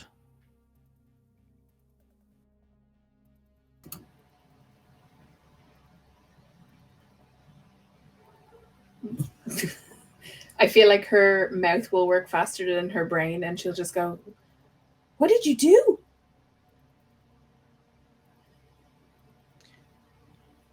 Excuse me a moment, Miss Belly, isn't it? Yeah. You don't have anything to wipe this off on you, do you? And you see him kind of looking around the tent. I think I should get some help. She's like For Dr. Mathis? slowly backing away. No. You can stay Did he- right. You can. He's fine. He's no longer needed, Miss Belly. For what? The research is almost finished. I'm confused. That's okay. It'll be over soon. The 13th hour is almost upon us. I think I should. And as you step back, you step into people. You are flanked. And you see, sort of hanging there loosely in one of their arms, Max, with a bloody wound down the right side of his head. Oh. Now, I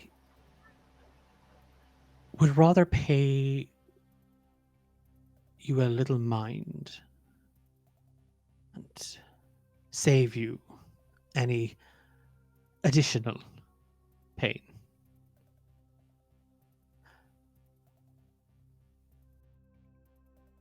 Do you promise to go quietly?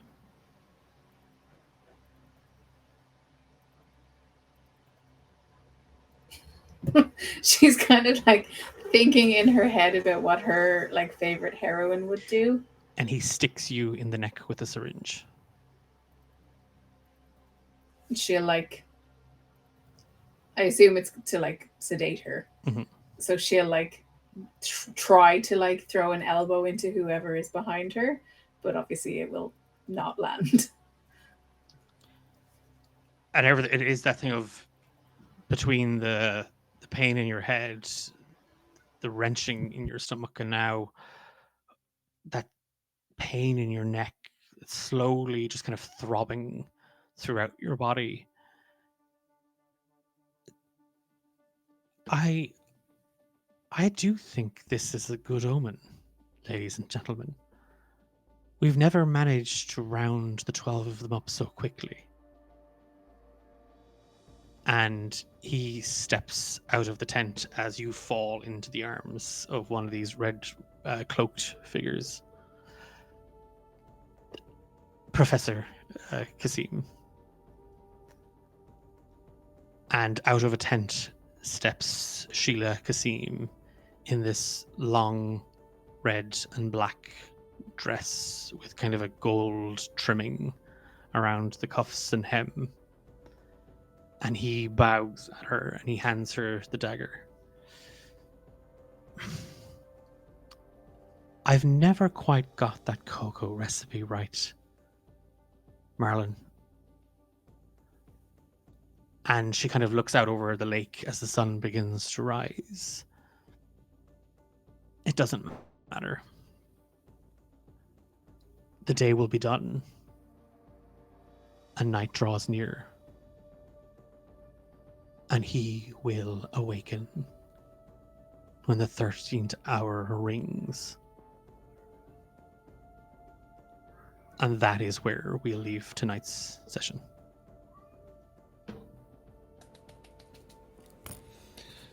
Stress. Stressed. That was good. That was good. Obsessed. Hate it. I find a little stress at 10:30 on Monday just puts me right to sleep. Oh yeah, I I love that. It's just real good for the blood. It is. It's real good for. It distracts from work stress. It does. So like How do you get rid of stress? More stress. More stress. different different flavor of stress. And a wee bit of cushy chloroform, apparently. Yeah, a little bit of cushion chloroform. that's the recipe Uh, for the cocoa. a massive thank you to my wonderful table of players. I'm Declan, and I've been your archivist for this evening.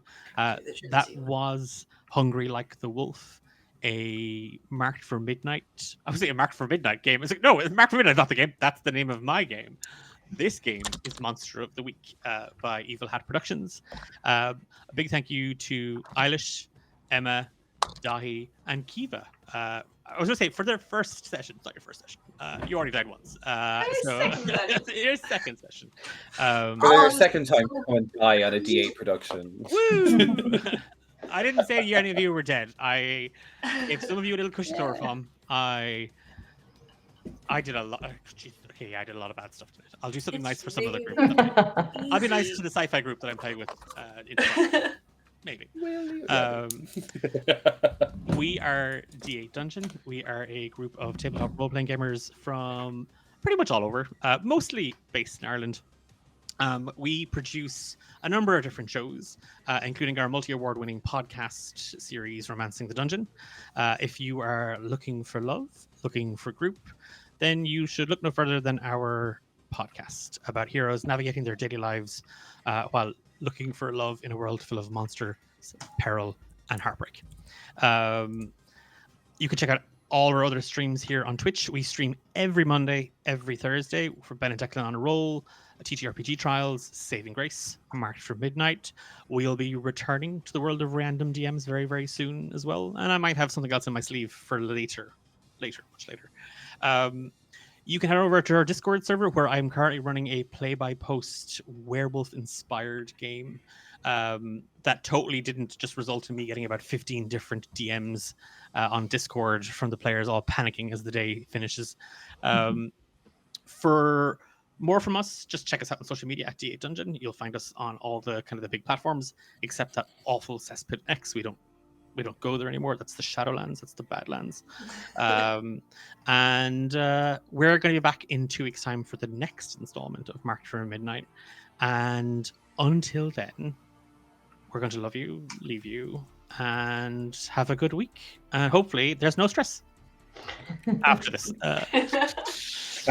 Bye, folks. Bye. Bye.